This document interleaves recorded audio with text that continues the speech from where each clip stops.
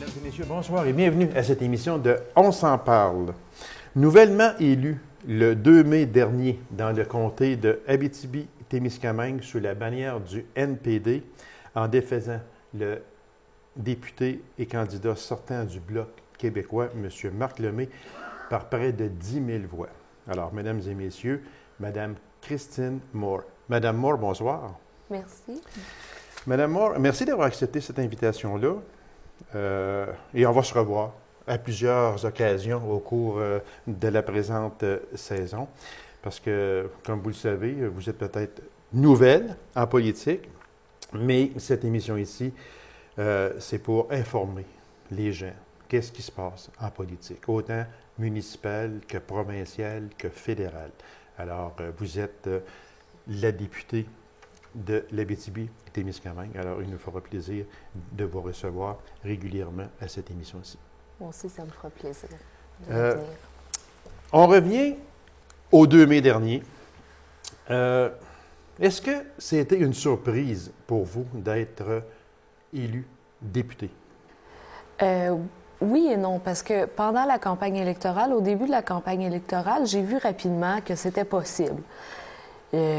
J'ai analysé ce qui se passait au niveau politique, même avant la visite de Jack Layton, même avant les gros sondages avec ce que les gens manifestaient, l'ouverture qu'il y avait au message du NPD, à mon message quand je leur parlais. J'ai vu que c'était possible. Fait que à ce moment-là, je me suis dit, bon, Christine, essaie de travailler fort, puis tu vas peut-être réussir à gagner, mais ça ne sera pas évident. Moi, je m'attendais que le soir des élections, ça joue par 500 votes, que ça puisse aller d'un côté ou l'autre. C'est ce que je pensais qui allait arriver. Je croyais que ça allait être un résultat plus serré, que ça pouvait aller d'un bord ou de l'autre. Finalement, bon, le résultat a été que j'ai gagné avec une avance confortable. C'est un peu ça qui m'a surpris, parce que moi, je m'attendais à passer la soirée électorale au complet en avant de ma télévision, à attendre jusqu'à 1 h du matin que les derniers ballots de vote soient dévoilés. Fait qu'il y a ça qui a changé un peu les choses. Mais j'étais prête aussi à toutes les éventualités. C'était pas ma première campagne électorale. C'est quoi justement la différence entre cette campagne-ci et les deux autres campagnes antérieures? C'est quoi la différence entre les deux? C'est sûr, plus d'expérience à cette campagne-ci parce que vous en aviez fait 2 auparavant. C'est quoi que vous avez trouvé comme différence? Je crois qu'il y a une des différences majeures, c'est le fait d'avoir Roméo aussi à côté de moi à Val-d'Or. On était là, on ne pouvait pas se voir souvent, mais on était là pour s'encourager. Il y avait beaucoup plus une dynamique de NPD, une dynamique d'équipe entre les deux candidats du NPD. Donc, ça, je pense que ça m'a beaucoup aidé. Ça nous a donné un peu des ailes à toutes les deux. On s'encourageait, on se motivait. Déjà, juste ça, c'est extraordinaire ce que ça donne comme énergie. C'est aussi, bon, tout ce qui s'est passé au niveau de l'encouragement des gens, c'était différent. Les gens m'encourageaient beaucoup. Fait que je pense que c'est ça qui fait la différence là, pour aider à passer au travers d'une campagne électorale, parce que c'est énormément de travail, c'est complètement fou. Et bon, on continue à avoir une vie malgré la campagne électorale. On continue à travailler, on continue à aller à l'université, on continue à étudier. Donc, ça prend énormément de temps. Là. C'est 2 travails à temps plein. Les gens trouvaient ça complètement fou. Là. Ils me voyaient le matin, j'arrivais au travail, aux soins intensifs à l'hôpital à La Sarre, puis j'avais été à un débat à Ville-Marie, puis j'étais partie le matin de Ville-Marie, je suis revenue avec l'uniforme roulé dans l'auto pour être capable de prendre le chiffre à 4 heures, finir à minuit, fait que ça grouillait beaucoup. Parce qu'il fallait... Le travail était là aussi, là. Fait qu'il fallait mixer les deux, autrement dit, campagne électorale et votre travail qui était d'infirmière au centre hospitalier à La Sarre, à ce moment-là. Il y a une chose que les gens se sont demandé et que je me suis demandé aussi, Mme Moore, c'est que si, selon vous, vous aviez vraiment des chances de remporter la victoire le 2 mai dernier, les gens se demandent ce que vous faisiez dans le comté voisin le soir des élections, là, le 2 mai, vous étiez dans le comté de Roméo-Saganache pour assister à sa victoire parce que c'était pas mal assuré que Roméo pouvait être élu. Pourquoi vous n'êtes pas resté dans votre comté à vous avec vos supporters? C'est habituellement ce que les candidats font habituellement. Oui, habituellement, c'est ce que j'ai fait aussi dans toutes les campagnes. Ce qui arrive régulièrement à Montréal, par exemple, les candidats se réunissent ensemble dans un endroit X, puis ils célèbrent un peu ensemble. Moi, c'était la première fois que j'avais la chance d'avoir quelqu'un avec moi. Fait qu'on s'était dit, on va passer ça ensemble. C'est particulier un peu cette ambiance-là. Fait que je voulais qu'on soit deux candidats ensemble. On avait la chance d'être l'équipe qui couvre le grand territoire de l'Abitibi-Témiscamingue. On était toutes les deux là. Fait que c'est pour ça que j'ai choisi cette option-là. C'est sûr que ça a surpris les gens, ça l'a déçu. Par exemple, certains, pratiquement toutes les années, la soirée électorale, j'étais au bistrot La Maîtresse avec Gaël, puis avec les gens, surtout du coin de l'Abitibi-Ouest. Fait que c'est sûr que ça l'a surpris un peu, mais je voulais vraiment qu'on soit les deux candidats ensemble. Fait que c'est pour ça que j'ai pris la décision d'aller à Val-d'Or. Vous avez un grand comté. Énormément. Grand, parce que vous couvrez toute l'Abitibi-Ouest, vous couvrez le Témiscamingue, Rouyn-Noranda. Oui, Amos aussi. Amos aussi, exactement. Oui, Une question qui est posée très souvent, et je vous la pose aussi, Mme Moore. Est-ce que les gens ont voté Christine Moore? Est-ce que les gens ont voté contre Marc Lemay ou est-ce que les gens ont voté pour Jack Layton? C'est un peu un mélange de tout ça. Je crois pas que je crois pas que ce vote-là, c'était un vote contre Marc Lemay ou contre la personne. Ça, je crois pas. Il y a des gens qui ont décidé de changer. Il y a des gens qui ont changé probablement pour M. Layton. Il y a des gens qui ont changé parce qu'ils aimaient les idées des NPD. Puis il y a des gens qui ont choisi de voter vraiment pour moi. Puis il y a des gens que c'est un peu un mélange de toutes ces choses-là. Mais il y a des gens qui me rencontrent et disent, ben moi, je sais que j'ai voté pour toi, mais Christine, honnêtement, je t'avoue que je sais même pas pour quel parti tu te présentais. J'ai voté pour toi. Moi, j'ai voté pour Christine Moore, je la connais, puis je sais que c'est une bonne personne. Il y a des gens qui me disent, oh, votre chef, c'est un homme extraordinaire. Puis j'étais fière de l'encourager. Donc, c'est un mélange de tout ça. Puis tous les partis politiques, c'est un mélange de tout. Il faut qu'à chaque élection, ça soit un peu un mélange du candidat, du parti, du chef qui fait qu'on soit élu. C'est tout à fait normal, puis je le comprends. C'est sûr que les gens vont apprendre à me connaître davantage, ceux qui ont voté pour le NPD ou pour Jack Layton. Puis c'est sûr aussi que les gens qui ont voté pour Christine Moore vont apprendre à connaître le NPD, vont apprendre à connaître le nouveau chef du NPD, qu'on connaîtra sous peu. Donc, je crois qu'on avance, mais je crois pas que les gens ont voté tant que ça contre Marc Lemay. Je crois que c'était plus une situation, un désir de changement. C'était aussi, côté politique fédérale, on a décidé de peut-être se réorienter autrement, de choisir de voir la politique fédérale autrement. Jack Layton n'est plus là. Comment on se relève de ça? Moi, ce que je vois souvent, puis ce que je crois qui a une influence énorme sur nous, c'est Mme Char. Moi, j'ai la chance de la voir à la Chambre des communes. On est assis pratiquement une à côté de l'autre. Donc, de voir son courage, sa force de caractère, de voir comment elle passe au travers du décès de son mari et avec la force qu'elle fait et avec l'énergie qu'elle nous demande, je pense que ça nous aide beaucoup. De la voir comme ça, de voir son courage, de voir une de nos amies aussi forte que ça, puis toujours aussi motivée à continuer le combat, je crois que c'est la meilleure chose qui nous aide à passer au travers, honnêtement. Au début du mois d'août dernier, vous disiez que vous avez l'intention d'écouter plus que de parler. Quand on sait qu'à Ottawa, là, on ne sait même pas, ou à peu près pas, où est l'Abitibi-Témiscamingue,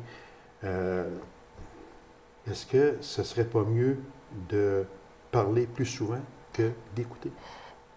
Ce que je voulais dire, c'est au niveau des citoyens. Je voulais pas dire que je vais m'asseoir dans le fond de la Chambre des communes puis que je parlerai jamais puis que je dirai rien si ça n'a pas de bon sens. Ce que je voulais dire, c'est que souvent, c'est les citoyens, c'est le milieu qui a les réponses aux solutions. Lorsqu'on on essaie de s'interroger sur un problème, souvent, on essaie de parler, on parle beaucoup, mais on ne prend pas le temps de juste s'asseoir et dire qu'est-ce que vous croyez qu'on peut faire pour ça. C'est dans ce sens-là que je veux le dire. C'est un peu quand les solutions viennent du milieu, puis qu'on est là pour les aider à les développer et non leur donner les mots dans la bouche, on a beaucoup plus de chances que ça réussisse. Puis on a ces gens-là dans les milieux, dans toutes les sphères d'activité qui concernent l'Abitibi-Témiscamingue et dans toutes les situations, autant qu'on parle de Premières Nations, de foresterie, d'agriculture, on les a, les gens qui ont les solutions, on les a, les gens qui ont les idées. Donc, c'est eux qu'il faut écouter, puis il faut les aider à bâtir quelque chose. Si on fait juste parler et proposer, on passe à côté de quelque chose. Comment allez-vous faire pour défendre les gros dossiers de l'Abitibi-Témiscamingue? Parce qu'on sait que lorsque le Bloc était bien représenté, en ce sens qu'il y avait beaucoup de députés du Bloc à Ottawa, le Bloc était là pour défendre les intérêts du Québec à Ottawa. Là, on leur a dit que c'était assez. Je pense que le message a été clair, là, le 2 mai dernier. Comment allez-vous porter vos dossiers devant un parti au pouvoir, M. Harper, qui est majoritaire, puis avec l'affront un peu que les gens lui ont fait en élisant très peu de députés conservateurs au Québec? Autrement dit, M. Harper n'a plus besoin du Québec pour gouverner. Alors, vous ne trouvez pas que ça va être difficile pour vous de porter vos dossiers à la Chambre des communes et de défendre vos dossiers? C'est sûr que l'attitude du gouvernement Harper depuis le début de cette législature-là est quand même assez difficile et hostile. On continue à parler, à dire ce qui se passe et on continue à agir.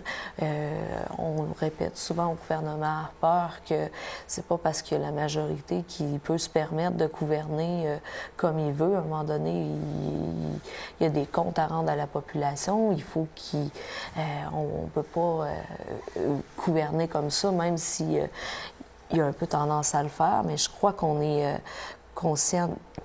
En tout cas, je crois qu'en continuant à lutter puis en continuant à lui dire, on n'a pas le choix. Ce qui arrive aussi avec les dossiers de la région, il y a beaucoup de dossiers qui concernent, par exemple, les ressources naturelles ou des situations beaucoup. Qui dépassent les limites du Québec. Présentement, avec, par exemple, le nord-est ontarien, le nord du Manitoba, on a beaucoup de dossiers communs.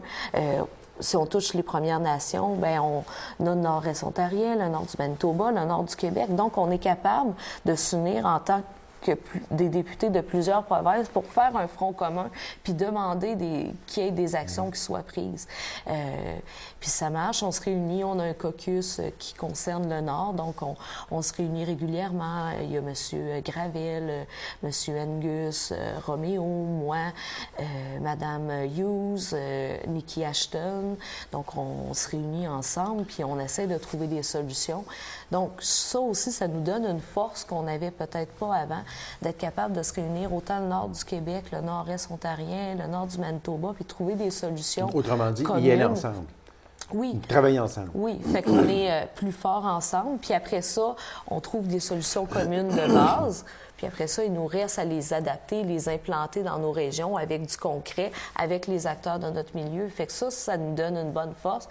Puis je crois qu'on va être capable de défendre ces dossiers-là. Puis on a déjà, il y a plusieurs dossiers ou plusieurs situations dont on a discuté, dont on a posé des questions à la Chambre des communes, puis c'était pas nécessairement moi, mais c'est des situations qu'on vit ici ou qui concernent, si on peut dire, les régions du Nord. Parce qu'on sait que M. Harper est très à l'aise en ce sens qu'il est majoritaire, il aime gouverner. Il a été dans l'opposition, il a été minoritaire pendant plusieurs années et il dirigeait le pays comme s'il était majoritaire. Là, il est majoritaire et la prochaine élection, comme on sait déjà d'avance, qu'elle va être le troisième lundi du mois d'octobre 2015, ce n'est pas demain. Alors, ça veut dire que comment vous allez faire pour essayer d'apporter là, vos dossiers, parce que dans les grands enjeux de l'Abitibi-Témiscamingue, on va en parler là, immédiatement, quels sont pour vous les principaux dossiers que vous voulez défendre pour l'Abitibi-Témiscamingue à la Chambre des communes? Bon, mais ces dossiers-là, je les travaille tout le temps avec les critiques, en coopération avec d'autres gens. Il y a plusieurs dossiers, si on parle, mettons, de la condition des personnes autochtones, la reconnaissance du territoire autochtone. Il y a beaucoup de ces aspects-là qu'on doit travailler. C'est des choses qui traînent depuis longtemps. Il faut avancer. Donc, je travaille en collaboration, par exemple, avec Roméo, avec les autres députés du Nord des autres provinces, avec la critique en matière d'affaires autochtones. Donc, c'est vraiment un travail d'équipe où est-ce qu'on essaye d'avancer collectivement. Lorsqu'on parle de logement social, bon, c'est un problème qu'il y a un peu partout, mais j'amène des éléments régionaux, j'amène des solutions qui peuvent s'appliquer ici à ma critique, puis on travaille là-dessus. Lorsqu'on parle d'agriculture, bien, ce dossier-là, je travaille beaucoup avec Charlie Angus par rapport à l'agriculture au Témiscamingue. On se parle beaucoup. J'ai eu la chance aussi de voir beaucoup Arnaud Varolin. Donc, on va essayer ensemble de trouver des solutions puis de les amener puis de les faire débloquer pour que ça avance. Côté foresterie, je suis toujours à l'affût des nouvelles technologies, des produits novateurs qui rentrent en région. Donc, c'est des choses aussi que j'ai espoir. Côté minier, on est toujours content de voir qu'il y a des nouvelles ouvertures, que ce marché-là va bien. Donc, c'est sûr que le surveille du coin de l'œil pour être sûr, du côté des environnementales, puis un peu, mais tu sais, on regarde ça aller, puis on est content aussi. Là. Le dossier de l'abattoir du Témiscamingue, ça, c'est un gros dossier que vous devez régler quand même assez rapidement. Qu'est-ce que vous allez faire si M. Angus veut l'emmener en Ontario, parce que c'est très près des lignes de l'Ontario? Comment allez-vous réagir? Parce qu'il se pourrait que M. Angus veuille emmener cet abattoir-là chez lui. Bien, je crois que ça, c'est un travail qui date de quand même plus longtemps. Puis on s'était discuté, puis je crois qu'il y avait eu une entente avec les députés régionaux, les députés du coin, pour vraiment dire que l'endroit où ce qui serait le plus logique de l'installer, ça serait vraiment au Témiscamingue, au Québec. Donc, si on veut revenir, on va rediscuter. Moi, je crois encore que cet abattoir-là a à être dans l'est du Témiscamingue, puis c'est sûr que je vais défendre l'idée. Je crois vraiment qu'on a besoin d'amener ça là-bas, qu'on a l'espace pour l'aménager aussi. Donc, il faut profiter de ça. Je crois pas... Ce qui est bien, c'est qu'on a vraiment un travail d'équipe. Fait qu'il n'y a pas des gens qui essayent vraiment de tout tirer de leur côté. On est capable de travailler ensemble, puis on est capable aussi, de plus en plus, on se rend compte que si on veut survivre ou si on veut se développer en tant que région, il faut travailler ensemble, puis pas essayer de tout ramener chez nous. Ce qu'il faut, c'est amasser un bien collectif, puis on le voit, par exemple, avec les industries minières, où est-ce qu'il y a des collaborations. Il y a des gens du Québec qui travaillent en Ontario, il y a des gens de l'Ontario qui travaillent au Québec, puis ça fait partie de la dynamique économique maintenant de nos deux régions. Est-ce que vous allez à Ottawa pour représenter l'Abitibi-Témiscamingue ou Ottawa, ou représenter Ottawa en Abitibi-Témiscamingue? Parce qu'il y a quand même une c'est pour représenter l'Abitibi-Témiscamingue à Ottawa. Ça, c'est sûr et certain.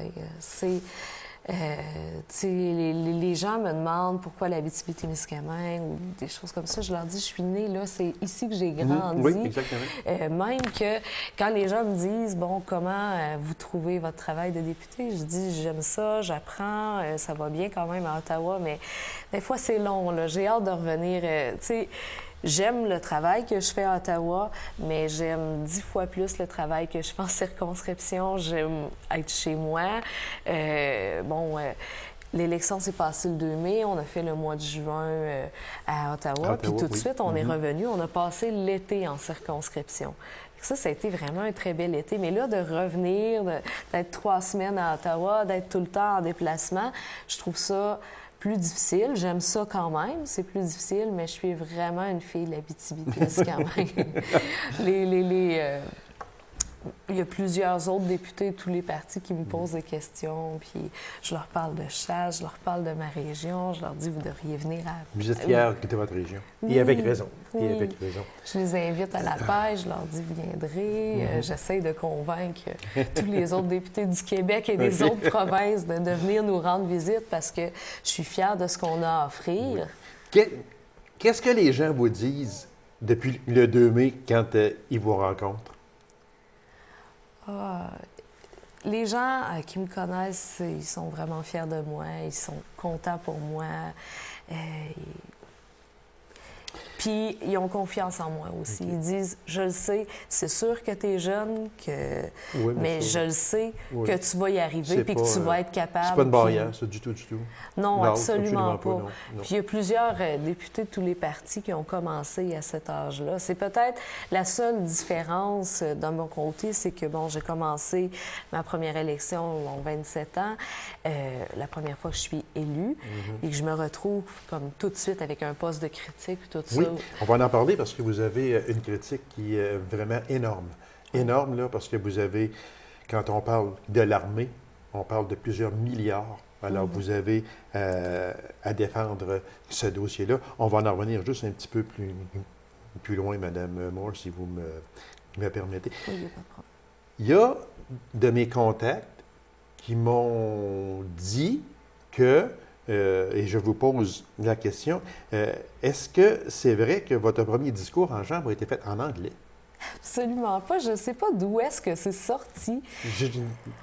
Je sais pas, moi quand j'ai reçu ce contact-là, j'ai dit, je vais lui poser la question. C'est sûr et certain, parce que, puis il n'y a pas seulement qu'une personne qui me l'a dit, il y a quelques personnes. Mais je ne sais pas d'où est-ce que c'est sorti, parce que j'ai fait, mettons, 5 discours pendant le mois de juin. OK. Mon premier discours, c'était sur le budget.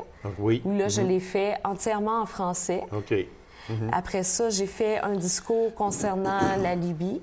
La situation en Libye, que là, j'ai fait un discours bilingue, mais j'ai commencé en français. Je dirais que j'ai peut-être parlé 35 en anglais dans ce discours-là, sur la Libye.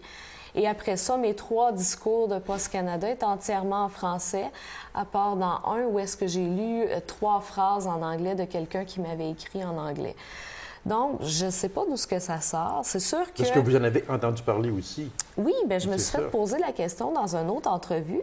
Je ne sais pas d'où est-ce que ça sort. Je sais que tous les discours, tout ce qui est fait à la Chambre des communes est traduit dans l'une ou l'autre des langues officielles. Oui, donc, oui, il existe une version de mon discours inaugural en anglais, mais ce n'est pas ma voix à moi, c'est la voix de la traductrice qui est sur le discours. Donc oui, ça existe, mais j'ai tout le temps fait la majorité de mes discours en français, fait que je ne sais pas d'où est-ce que ça sort, d'où est-ce qu'il y a cette vidéo-là.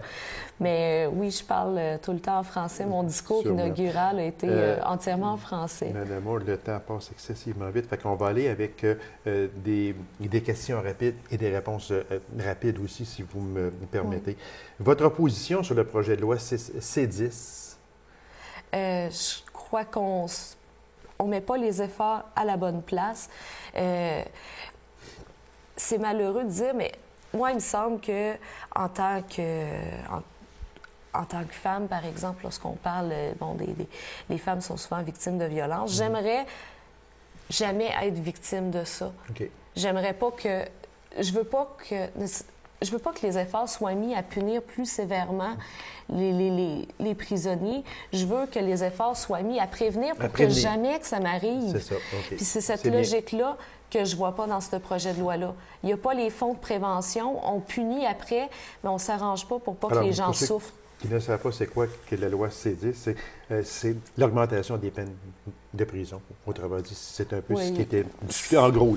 C'est un méga projet de loi. C'est un méga projet de loi. Plusieurs, Votre position à vous sur le registre des armes à feu, parce qu'on sait que M. Harper veut abolir le registre Moi, ma des armes à feu. position personnelle, c'est que je crois que ce registre-là devrait être maintenu. Ça permet de... Il a coûté assez cher, oui. Bon, premièrement, Oui. oui, les coûts qu'il a coûté, si on voudrait le rétablir par la suite, ça nous coûterait cher. Ça prévient des agressions, ça prévient des problèmes. Ça l'évite, par exemple, dans les cas de violence conjugale, le policier va saisir les armes à feu. Le monsieur en donne 2, mais il y en a 2 autres dans le garde-robe qu'il n'a pas dit. Avec le registre, on peut le savoir. Ça prévient aussi les suicides, parce qu'avec ça, on peut savoir que les gens ont des armes à feu. On peut leur dire, est-ce que tu acceptes de nous laisser tes armes à feu pour ta sécurité? Donc, c'est un registre qui doit être maintenu. Une fois, ça a été extrêmement long à monter, mais maintenant, c'est vraiment pas compliqué. Je suis une chasseuse moi-même. J'ai 5 armes à feu chez moi. Et ça prend... on va... quand tu as la carte, c'est un formulaire à remplir pour la faire renouveler. On va au magasin, ça te prend peut-être 2 minutes de plus acheter une arme à feu. Parce que moi, je trouve qu'on ne frappe pas tout à fait sur le bon clou, parce que c'est sûr que des AK-47, là, il n'y en a pas là-dedans. Puis, des armes tronçonnées non plus, il n'y en a pas là-dedans. Fait que, moi, d'accord, personnellement, et j'en ai parlé beaucoup avec M. Lemay, moi, je trouve qu'on punit les chasseurs pour l'arme d'épaule. C'est ça, moi, que je pense. Mais c'est une longue discussion, parce que vos arguments sont bons, sont excellents. Ceux qui sont contre ont de bons arguments aussi. Alors, il va s'agir d'aller chercher le meilleur des deux à ce moment-là.